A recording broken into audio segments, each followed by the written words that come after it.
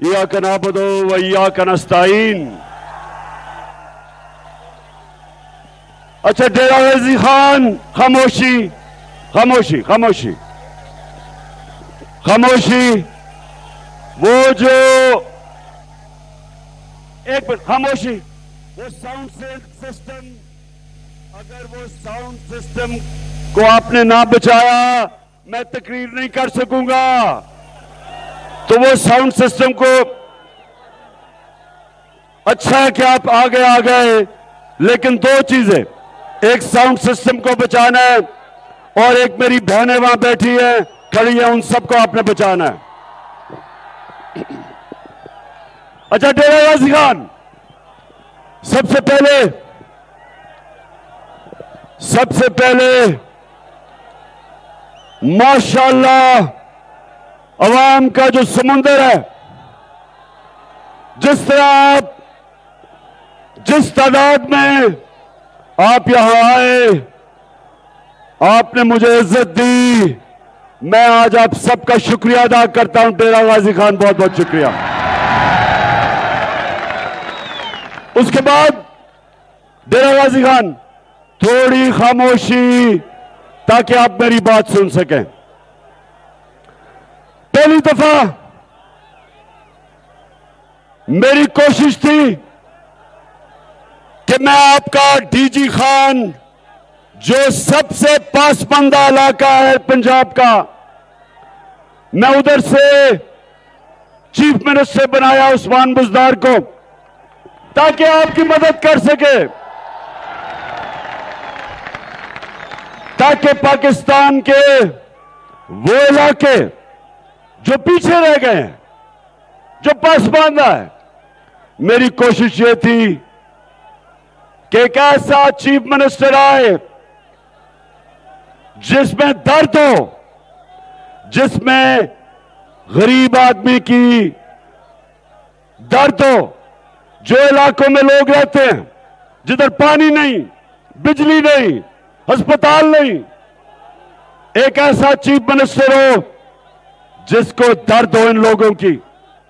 इसलिए उस्मान बुज़दार, मैं आपके पास एक ऐसा इंसान को चीफ मिनिस्टर बनाया। आजिज़ी थी इसमें,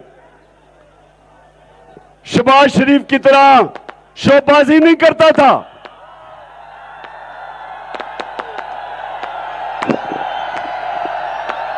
बस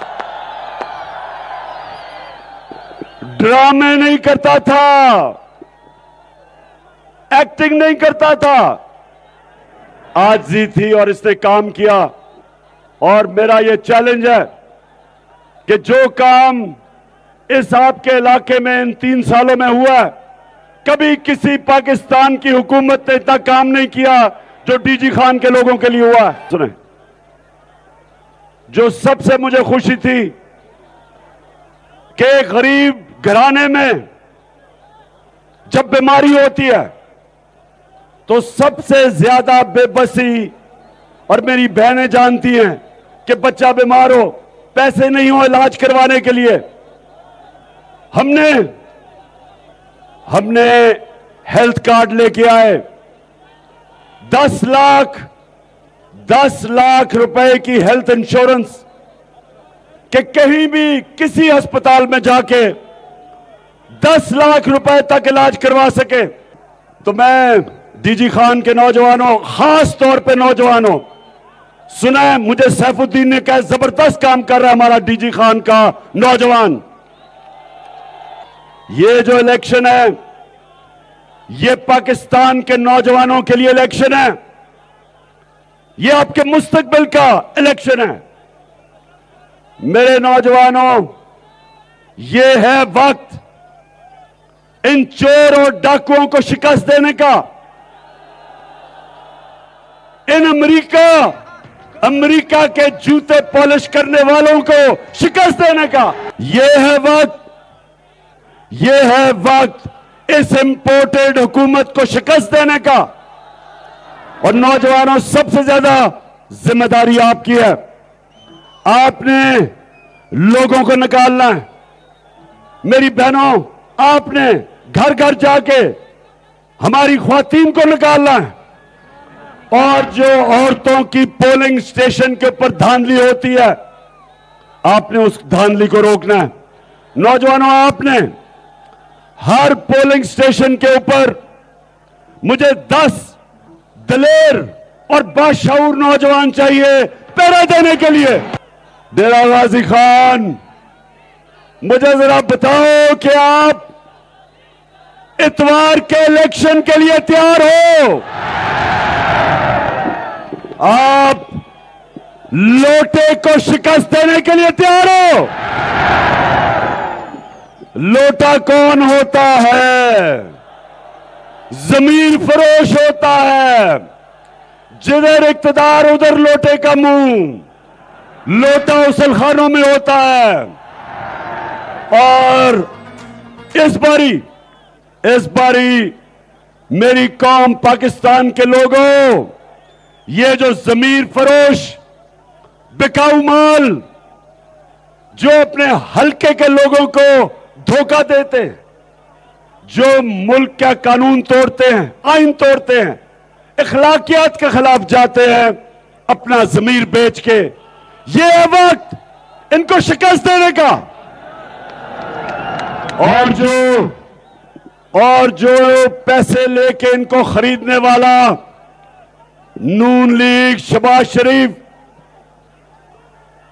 हमने ये शहबाज शरीफ, तुम कान खोल के सुन लो। आज शहबाज शरीफ, तुमने हमेशा अंपायरों को साथ मिला के मैच खेला है, और इस बारी अंपायर भी अपने साथ मिला लो।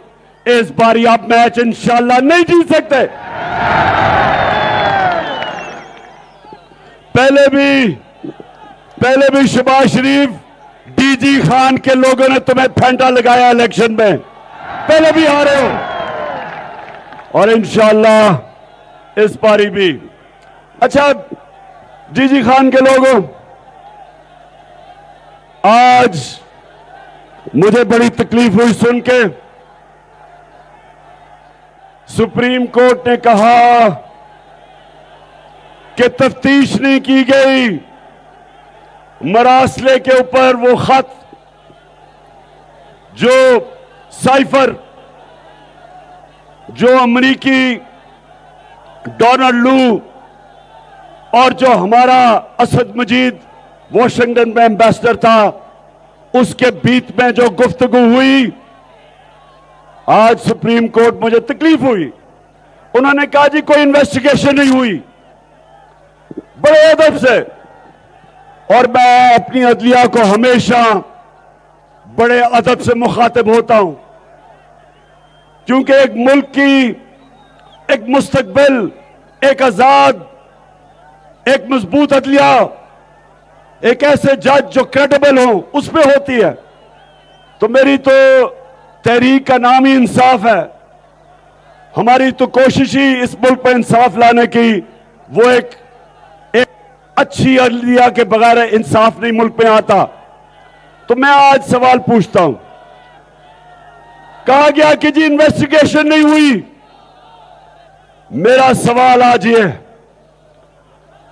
कि मैंने पहले कैबिनेट के सामने वो मरासला रखा, कैबिनेट के मिनट्स मौजूद हैं, उसमें एक अमरीकी अंडर सेक्रेटरी पाकिस्तान के एम्बेसडर को धमकी देता है कि इमरान खान को वजारत उज़्मा से अगर नहीं हटाओगे तो पाकिस्तान के लिए मुश्किलें आ जाएंगी, और अगर इसको हटा दोगे तो हम माफ कर देंगे। मैं आज अपनी अदलिया और सारी कौम से पूछता हूं कि इससे बड़ी 22 करोड़ लोगों के लिए इससे ज्यादा तौहीन क्या हो सकती है कि एक अमरीकी अंडर सेक्रेटरी धमकी दे रहा है 22 करोड़ लोगों के मुंतखब वजीर आजम को एम्बेसडर के जरिए कि जी इसको अगर नहीं हटाओगे तो मुश्किलात होंगी पाकिस्तान के लिए। तो मेरा सबसे बड़ा सवाल यह है कि ये इमरान खान को धमकी नहीं, ये इमरान खान की तौहीन नहीं है, ये हमारी सबकी 22 करोड़ कौम की तौहीन है। और मैं उस मुरासले को लेके मैंने कैबिनेट में रखा, मैंने नेशनल सिक्योरिटी काउंसिल के सामने रखा, पार्लियामेंट के सामने रखा। हमने स्पीकर ने वो मुरासला साइफर सुप्रीम कोर्ट के चीफ जस्टिस को भिजवाया, प्रेसिडेंट ऑफ पाकिस्तान ने वो मुरासला चीफ जस्टिस को भिजवाया कि इंक्वायरी हो। तो इससे ज्यादा मैं क्या कर सकता था?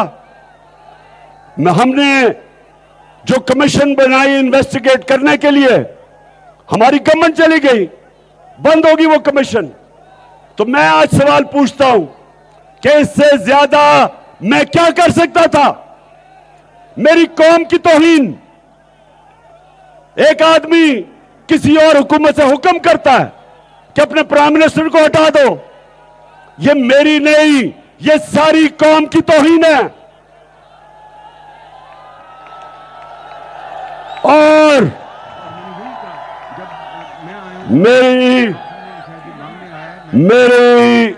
मेरे मोहतरम सुप्रीम कोर्ट, मैं आपसे यह सवाल पूछता हूं कि जब हमारे प्रेसिडेंट ने आपके पास वो मुरासला भेजा था, चीफ जस्टिस सुप्रीम कोर्ट, तो क्या आपको इन्वेस्टिगेट नहीं करना चाहिए?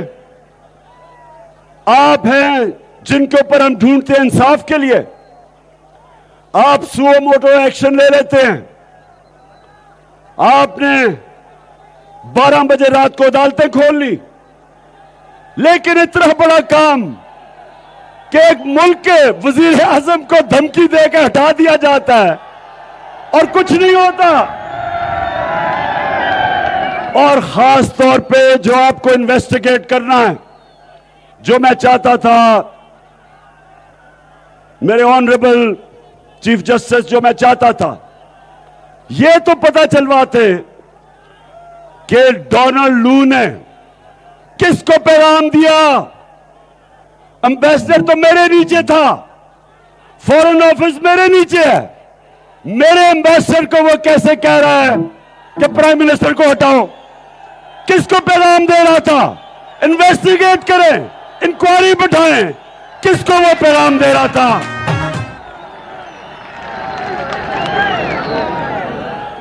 और ये इसलिए जरूरी है कि अगर आप इसके ऊपर इंक्वायरी नहीं बैठाएंगे तो कोई पाकिस्तान का प्राइम मिनिस्टर कभी आगे से जब भी अमेरिकन धमकी देंगे वो उनके सामने घुटनों पे पड़ जाएगा, स्टैंड नहीं लेगा अपने मुल्क के लिए। वो कहेंगे जी रूस नहीं जाना, तो वो कहेगा जी जिस तरह ये चेरी ब्लॉसम शहबाज शरीफ, ये कभी खड़ा हो सकता है? जब मैं आया हूं तो आप समझेंगे शायद ये मांगने आया, मैं मांग नहीं आया लेकिन मजबूरी है। Beggars can't be choosers. जब मैं आया हूं तो आप समझेंगे शायद ये मांगने आया, मैं मांग नहीं आया लेकिन मजबूरी है। जब मैं आया हूं तो आप समझेंगे शायद ये मांगने आया, मैं मांग नहीं आया लेकिन मजबूरी है। बस बस बस बस। अब अगर आपको इस तरह के प्राइम मिनिस्टर चाहिए,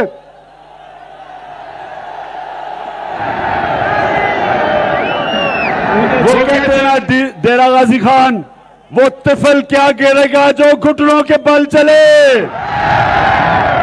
पहले ही घुटनों पे है कि जी हम तो बेकारी हैं।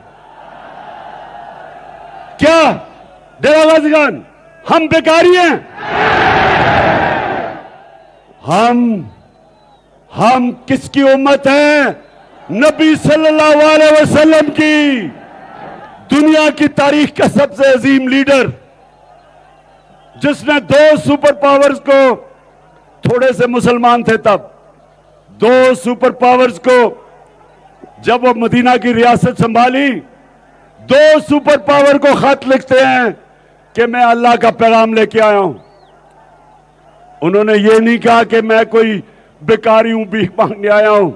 ये नहीं कहा उन्होंने जो शहबाज शरीफ कहता है। कहते मैं अल्लाह का पैगाम लेके आया हूं, अगर इस पे चलोगे तो तुम्हारी बेहतरी है। हम तो उस लीडर के उम्मती हैं। हमारा तो अल्लाह से दावा है, ला इलाहा इल्लल्लाह। तेरे सिवा अल्लाह किसी के सामने नहीं हम झुकते।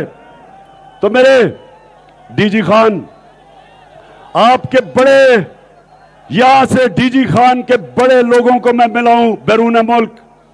मेहनत कश लोग हैं, काम करते हैं, वहां से पैसा पाकिस्तान भेजते हैं और पाकिस्तान मेहनत कश बैरून मुल्क पाकिस्तानियों के पैसे पे चलता है और वो यहां पैसा भेजते हैं और यहां के करप्ट, ये जो दो खानदान 32 साल से हुक्मरानी की है, इन्होंने मुल्क का खून चूसा, चोरी करके मुल्क का पैसा मुल्क से बाहर भिजवाया है। ये वो लोग हैं, वो मेहनत कश पाकिस्तान पैसा भेजते हैं। यहां डीजी खान के और खास तौर पे बड़े मेहनत कश यहां के लोग बैरून मुल्क बड़े बड़े में 18-18 घंटे काम करते बेचारे लोग हैं और उनके ऊपर मुल्क चलता है। तो मेरी बात सुनो डीजी खान,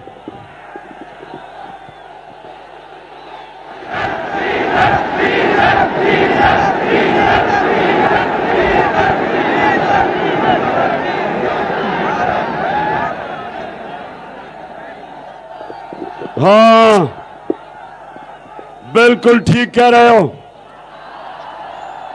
शहबाज शरीफ, डीजल की कीमत कम करो। आज तेल की कीमत दुनिया में जब हम गए थे उससे भी कम हो गई है और जब हम गए थे तो पेट्रोल 150 रुपए लीटर था, आज 250 रुपए लीटर है। और जब हम गए थे तो फजल रहमान 144 रुपए लीटर था।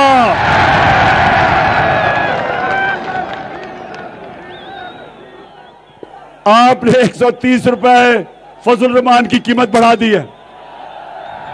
तो हम ये चाह रहे हैं शहबाज शरीफ कि अब जब आलमी मंडी में तेल नीचे आया है तो अवाम के लिए कीमतें कम करो।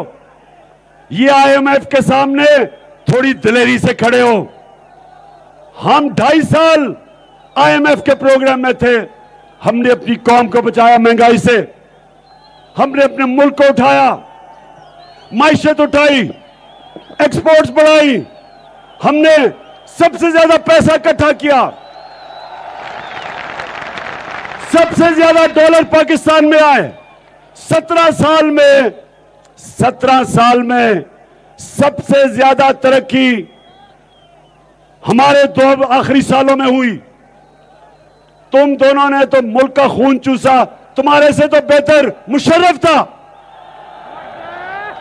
मुशर्रफ ने तो सिर्फ एक ही गलती की कि तुम्हें एनआरओ दिया, नहीं तो तुम्हारे से तो वो बेहतर था। तुम दोनों खानदान अब मेरी गौर से बात सुन लो। 20 साल एक दूसरे के खिलाफ आपने लोगों को कहा कि वो कहता था जरदारी करप्ट है, वो कहता था नवाज शरीफ करप्ट है, दोनों ही चोर थे। फिर इकट्ठे हो गए हो, आज दोनों इकट्ठे हैं और इंशाअल्लाह ये जो इलेक्शन होगा इतवार को, तुम दोनों को ही एक ही गेंद से 2 विकेट निशाना कराऊंगा और थोड़ी देर में इंशाअल्लाह वो 3री विकेट भी गिराऊंगा फजल रहमान के साथ साथ तुम्हारी। अच्छा, मैं भूल ना जाऊं, DG Khan election commissioner Sikandar, तुम्हारे आज स्पोक्समैन ने स्टेटमेंट दी है और एक बुज़दिलाना स्टेटमेंट कि जी जवाब दो हमें। मुझे तुम जवाब दो, तुम मुझे आज बताओ कि तुम सारे पाकिस्तान के इलेक्शन कमिश्नर हो, हफ्ते में 3 दिन लाहौर में क्यों गुजारते हो? जवाब दो। जब जवाब दो कि मरियम और हमजा के कदमों में तुम कितनी दफा बैठते हो, जवाब दो मुझे। हमारे पास रिकॉर्ड है, कहो तो हम बताएंगे कि कब कब तुम उनको मिलने गए, अपनी खिदमत देने लग गए कि इलेक्शन तुमने कैसे जीतना है। सारी अपनी टीम को लाहौर किस लिए लेके जाते हो? क्या इस्लामाबाद में काम नहीं हो सकता? और जो हम इंशाअल्लाह, मैं तो छोड़ो, सिकंदर सुल्तान याद रख लो, ये कौम तुम्हें माफ नहीं करेगी। तुमने जो सिंध का इलेक्शन करवाया, वो इलेक्शन नहीं था, तुम्हारे अपने। ये जो तुम और नून लीग तो एक ही हो, तुम्हारे इत्तेहादी पीपल्स पार्टी और जेयूआई, उन्होंने भी सिंध के इलेक्शन के ऊपर क्या कहा है? 15% सीटों पे लोग खड़े नहीं हुए क्योंकि केसेस कर दिए, उन पे एफआईआर काट दी, पुलिस ने डरा दिया। जो जरदारी, और यह याद रखना डीजी खान, आप तो बड़ी अच्छी तरह जानते हैं कि 30 साल से इस मुल्क की बड़ी बीमारी जरदारी है। सारी दुनिया जानती है उसने किस तरह लूटा इस मुल्क को। अभी कराची में जो पानी आया हुआ है, जिस तरह इसका बेटा कहता है ना, जब बारिश आती है पानी आता है, तो जब बारिश आती है पानी आता है, तो तुमने क्या किया है? तुमने क्या किया है? 14 साल से बैठे हुए हो। 6,000 अरब रुपया सिंध हुकूमत खर्च कर चुकी है। 6,000 अरब रुपया इन पिछले 11-12 सालों में किधर गया वो पैसा? कराची जो पाकिस्तान का फाइनेंशियल कैपिटल है, जब बारिश होती है डूब जाता है, बारिश नहीं होती तो पानी नहीं होता। पैसे दे दे के वो टैंकर मंगवाते हैं, वो टैंकर माफिया से भी जरदारी पैसे लेता है। पानी आता है, बारिश आता है तो फिर नीचे, बारिश नहीं आता तो बेचारा पानी नहीं वहां। और जरदारी खानदान के पैसे में इजाफा, दौलत में इजाफा, चोरी करके पैसा मुल्क से बाहर, इनका मुकाबला लगा हुआ है दोनों का। इधर से शरीफ खानदान, उधर से जरदारी, चोरी कर करके मुल्क का पैसा बाहर लेके जाते हैं। और इलेक्शन कमिश्नर सिकंदर सुल्तान, ये जो तुमने एलजीए लोकल गवर्नमेंट का इलेक्शन करवाया, ये कोई इलेक्शन था? दस्का के अंदर 20 पोलिंग स्टेशन के ऊपर बेजातियां हुई, इलेक्शन ही सारा कैंसिल कर दिया। यहां सिंध का लोकल गवर्नमेंट इलेक्शन, जिस तरह की वहां हर किस्म की धांधली हुई, और जो आपका सिंध का इलेक्शन कमिश्नर था वो क्यों नहीं बोला? क्योंकि वो जरदारी का तनख्वाहदार है, सिंध गवर्नमेंट का मुलाजिम है। कुछ नहीं नजर आया तुम्हें? तुम्हारा तो ओथ है साफ और शफाफ इलेक्शन करवाने का, तुम्हारा तो मैंडेट है, आइन कहता है साफ और शफाफ इलेक्शन करवाओ। हर जगह जिधर जाते हैं हर किस्म की इंतजामिया मुदाखलत कर रही है, हर जगह डरा रही है, धमका रही है हमें। किसी ना किसी तरह के लोग डर के वोट ना करें, ये चोरों को जता दें। पुलिस वहां जो अभी पिछली जगह पे लिया के अंदर डीसी, झंग के अंदर डीपीओ, वो पूरी इलेक्शन कैंपेन लड़ रहे हैं, लेकिन इलेक्शन कमीशन को नहीं पता चल रहा। और ऊपर से इनकी मदद करने के लिए मिस्टर एक्स लाहौर में बैठा है। कौन है मिस्टर एक्स? फिक्र ना करो, आपको पता चल जाएगा कौन है मिस्टर एक्स। पूरी गेम खेल रहा है, हुक्म मिला हुआ है कि तुमने इन चोरों को जताना है, और वो सिर्फ एक मिशन, और एक उसने मिस्टर वाइल मुल्तान भेजा हुआ है। सबको पता चल जाएगा, ज्यादा देर नहीं है। लेकिन डेरा गाजी खान के नौजवानों, मैं तुम्हारे से इतवार को रिजल्ट लेने आऊंगा। अगर इतवार को ना आया तो आऊंगा इंशाल्लाह जब आप सैफुद्दीन खोसा को भारी अक्सरियत से जिताओगे। क्योंकि मुझे ये बताओ हाथ खड़ा करके कि क्या लोटे को जीतने दोगे? माशाल्लाह माशाल्लाह। घर घर जाना है, ये याद रखना। क्रिकेट के ग्राउंडों में मैंने एक चीज सीखी थी, जब तक आखिरी गेंद नहीं खेला जाता मैच खत्म नहीं होता। जो चैंपियन होता है, जो चैंपियन, और जो माशाल्लाह आप चैंपियंस हैं, नौजवान खास तौर पे चैंपियन है यहाँ के, आखिरी गेंद तक मुकाबला करना है, रिजल्ट लेके आना है और इंशाल्लाह फिर हम सब मिलके, मैं भी आऊंगा सैफुद्दीन के पास, आपके पास और उस्मान बुज़दार के पास, और इंशाल्लाह हम जीतने के बाद अल्लाह का शुक्र करेंगे, जश्न बनाएंगे। पाकिस्तान जिंदाबाद। अहम तरीन खबरें अब एक क्लिक की दूरी पर।